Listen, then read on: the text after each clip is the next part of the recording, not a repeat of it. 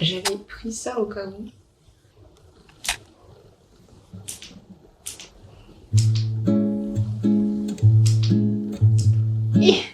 Voilà. Hi, that's me again. Bonjour tout le monde, bienvenue dans cette nouvelle vidéo. J'espère que vous allez bien. Si ça ne va pas très fort, je vous envoie vraiment de bonnes énergies.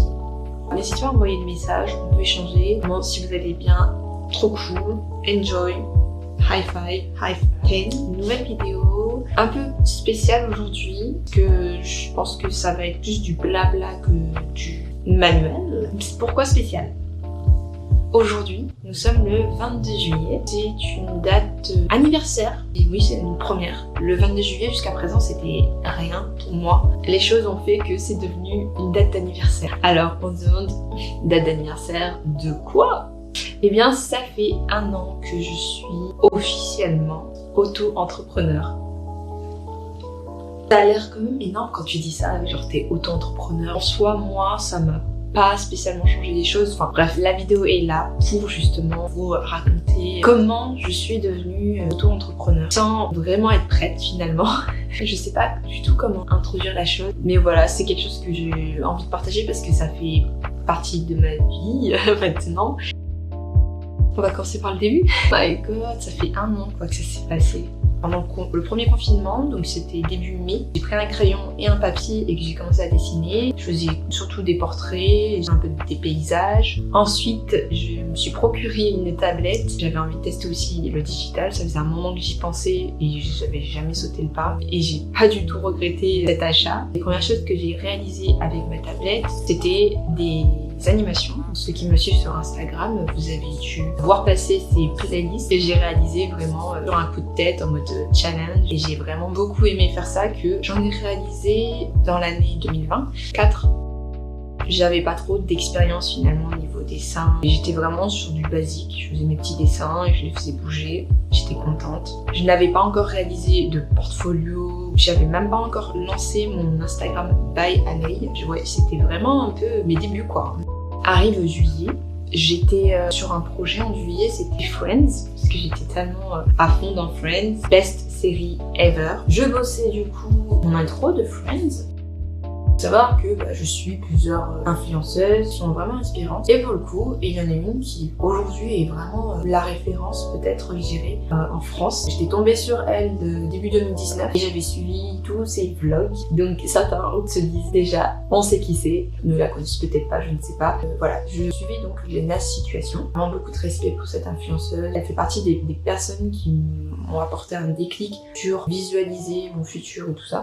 Et donc je suis Lena Situation sur son Instagram et un matin de juillet, 21 juillet exactement, je vois une story dans laquelle elle fait appel à une personne qui se débrouille en motion design. Et je crois qu'elle a mis entre parenthèses animation, un truc comme ça. Moi sur le coup, animation, je me suis dit, moi qui justement me suis lancée dans le dessin digital et qui kiffe faire des playlists, faire mes petits dessins animés, je me suis dit je perds rien à envoyer ma candidature quoi. J'avais vu ça à 10h le matin et j'étais occupée, je devais faire des trucs et tout dans la matinée et au final c'est seulement à 15h que j'ai pu prendre le temps de me poser sur mon ordinateur, rédiger un petit mail, mais vraiment j'ai rédigé le mail en mode je partais déjà pas défaitiste mais pessimiste. Je me suis dit elle va avoir tonnes de candidatures et tout, je vais pas avoir de retour et j'ai envoyé vraiment en mode chill quoi. Comme je bossais sur mon intro Friends, je me suis dit je vais vous montrer sur quoi je bosse actuellement et comme je n'avais pas de portfolio, les seules choses finalement qu'on pouvait voir mes travaux réalisés c'était sur mon Instagram. Il y avait peut-être 2 dessins et il y avait mes playlists. Donc en fait j'avais pas grand chose à montrer et du coup j'ai quand même montré sur quoi je bossais.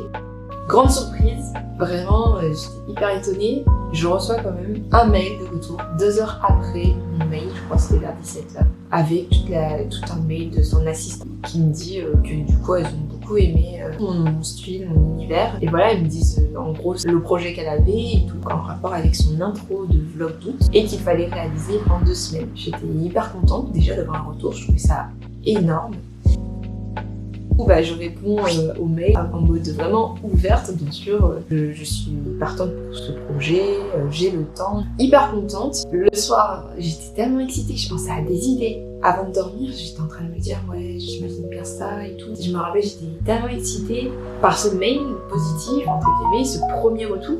Le matin, je me lève avec mes idées en tête et je me suis dit, vas-y, je vais appuyer encore ma candidature. Et du coup, j'ai réalisé une animation sur un coup de tête, mais vraiment en mode sketching. C'était très brouillon, quoi. Mais c'était histoire de montrer mes idées, que j'envoie à 8h du mat, un truc comme ça. Je crois qu'en fin de matinée, il y a eu un petit retour en mode, ouais, enfin, ça me plaît. Ça a commencé à être hyper intéressant. Là, l'échange me faisait penser que j'avais vraiment possibilité d'être la personne choisie pour réaliser l'intro, quoi. C'est oufissime. J'ai mon petit carnet aussi sur lequel je écrivais tous les matins mes pensées du jour. J'ai le témoignage de la Alexia d'il y a un an là. Le 22 juillet, 6h56. Je me suis dit que je ne perdais rien à tenter ma chance. L'annonce avait été supprimée. J'ai quand même envoyé un mail. Contre toute attente, j'ai eu une réponse intéressée par mon profil. Je suis grave contente et touchée que mon profil et ma créativité ont plu. Maintenant, j'attends un retour suite à ma réponse. Je pense que j'ai d'autres concurrents plus forts. Mais bon, je suis heureuse d'avoir retenu l'attention. Attendons de voir, j'ai peur d'être déçue. Donc, je préfère me dire que c'est pas possible qu'elle me choisisse, car je ne suis pas assez pro. Petit retour à nouveau par mail. Ça devenait un peu plus sérieux. Enfin, j'avais l'impression que voilà, qu'il y avait vraiment possibilité. Ça commençait à me faire peur. En réalité, je sentais une pression que je me mettais d'un coup. En fait, je réalisais que c'était quelque chose de professionnel. C'était quelqu'un de très influent. C'était quand même un gros enjeu. La prise de panique, je commençais à dire à mes meilleurs amis. Je les retiens informés. Je dis aussi à ma famille. Et j'ai dans mon entourage quelqu'un qui travaille justement en tant qu'auto-entrepreneur. En fait, du coup, elle m'a demandé de faire un devis. Donc moi, j'étais en mode genre, je sais même pas quel tarif. De base, moi je faisais des simples animations, des trucs vraiment basic. Motion design, pour vous dire, je ne connaissais pas du tout ce terme avant le 21 juillet 2020. Je suis allée sur internet, j'étais en mode genre, mais ouais, je découvrais un nouveau monde. Moi j'avais pas conscience, vu que j'avais donc ce proche qui était auto-entrepreneur. Il m'a aidé à réaliser un devis et aussi il m'a dit par contre ça veut dire qu'il faut que tu te déclares aussi avant le statut SWAI le 22 juillet dans la foulée parce que l'échange avec Léna Situation et son assistante ça a commencé vraiment à devenir sérieux. Là je me suis dit oh merde, oui il faut que ça soit plus officiel. J'ai fait le nécessaire pour faire ma déclaration en tant qu'auto-entrepreneur et donc la date c'était le 22 juillet 2020. Vous savez donc le pourquoi du comment déjà. Je suis devenue auto-entrepreneur suite à un échange à la fin de la vidéo Fan Histoire. Bon, peut-être que vous êtes curieux pour ce qui s'est passé pour la suite. Bien évidemment, je n'ai pas été choisie. Le 22 juillet, du coup, on a mis au point un rendez-vous visio pour le 23 juillet matin. Pour pouvoir mieux communiquer et qu'elle me dise ce qu'elle voulait vraiment et tout ça pour son intro. Hyper stressée. Franchement, je commençais à me mettre énormément de pression déjà parce que je me rendais compte de l'importance de la chose. De base, une vidéo, quand j'ai envoyé mon premier mail, c'était vraiment sans attente en fait. Je ne m'attendais pas à un retour. À partir du moment où je me suis rendu compte, je pense que c'est là que j'ai commencé à m'écraser entre guillemets. J'ai eu mon rendez-vous le lendemain, 23 juillet, à 9h du matin. Et voilà, on a échangé, j'ai pris en compte ce qu'elle voulait pour son intro. J'avais toute la journée pour esquisser, puis lui montrer comment ça ferait. Sauf que j'ai complètement merdé. Je pense que je me suis mis énormément de pression. J'avais eu cette impression aussi que je faisais des choses nulles. Et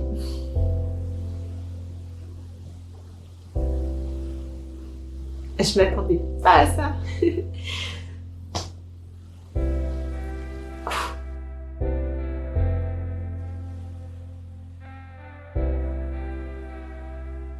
Ça c'est la moi qui est hyper sensible. Putain c'est ouf. Je peux maîtriser mes émotions. Je peux maîtriser mes émotions avec ça. Stop. Oh je sais même pas pourquoi. Faut que ça sorte là. Mais c'est chaud, c'est chaud. Je vous ai prévenu dans les informations de ma chaîne, bien écrit, je vous partage tous les bons moments comme les... Donc ça arrive, transparente. c'est naturel chez moi. Mais t'es pris par tes émotions, ça m'a rappelé en fait comment je me suis sentie il y a un an quoi. Et c'est ouf. Oh, je suis vraiment désolée. Je suis tellement sensible aussi comme personne que ça m'a beaucoup affectée sur le coup. Faut pas que je retombe dans le truc là. C'est horrible. Le 23 juillet a été une journée vraiment forte en pression et j'arrivais pas à produire. Quand je revois ce que j'ai réalisé, moi je me suis mis la pression et puis ça faisait que 3 mois que j'avais commencé à dessiner. J'avais pas l'aise que je peux avoir maintenant. Peut-être j'utilisais même pas encore l'application que j'utilise maintenant pour le dessin. J'étais pas prête en fait. Je me suis mis tellement de pression en me disant que je vais pas être à la hauteur, ce que je fais c'est nul, j'arrive pas, j'ai pas d'idée. Incroyable. C'était une journée décevante en productivité, en réalisation, en créativité. Ça m'a... Je me suis dit mais je suis trop nulle quoi. Vraiment. En fin de journée, sur la liste des choses que je devais proposer, réaliser, j'ai pas fait énormément. J'ai envoyé en une journée vraiment quand même un peu tard, dans l'attente d'un retour. Donc forcément j'ai pas eu de retour. Sachant que quand on avait fait le rendez-vous, j'avais dit il faut que je vous rende ça quand, elle m'avait dit le plus tôt possible.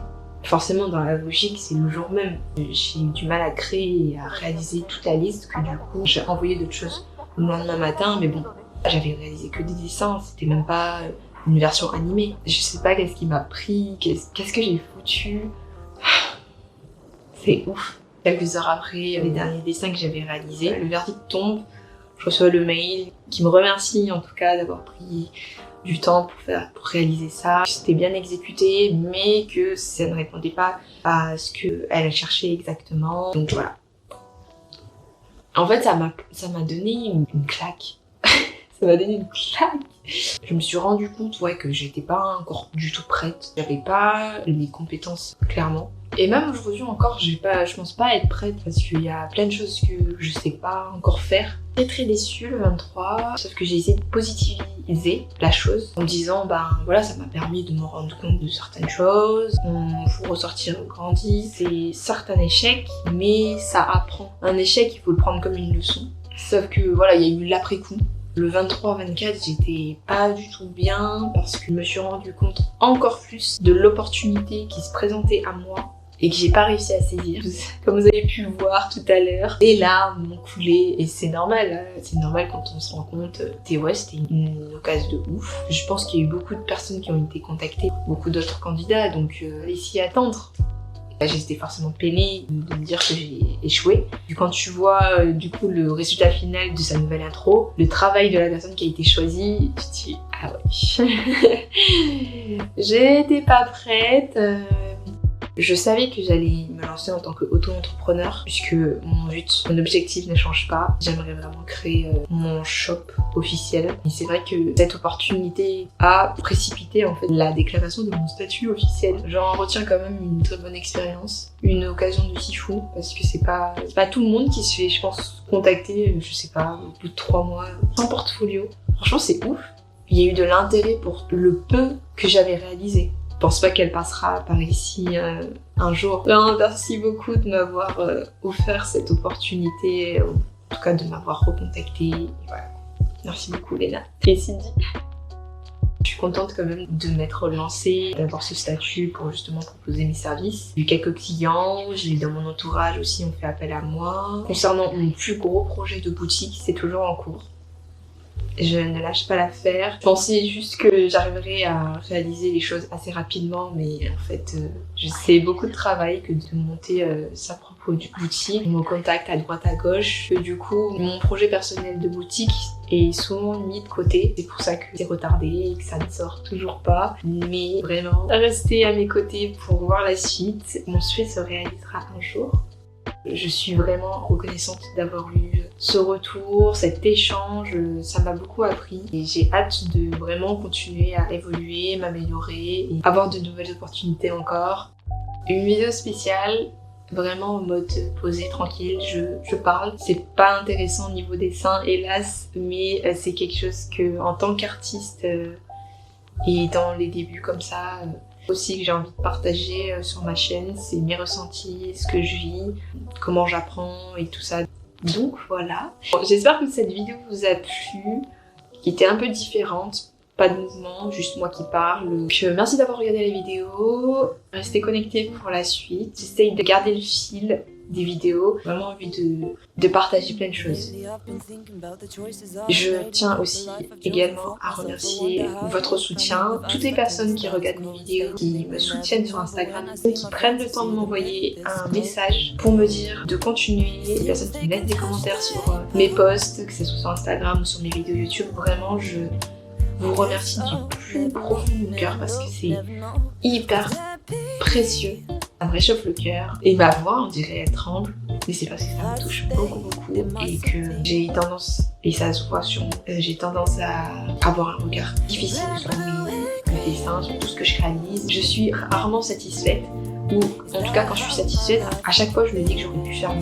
C'est toujours très rassurant de recevoir vos commentaires. Merci beaucoup. J'espère que vous allez continuer à me soutenir, que je vais pouvoir continuer à vous proposer toujours plus de choses, que ce soit du contenu ici, des œuvres, Et vraiment, j'espère commencer dans le futur ma boutique et que vous serez au rendez-vous. Merci du fond du cœur. Et puis à bientôt à la prochaine vidéo qui sera plus cool, peut-être plus joyeuse aussi.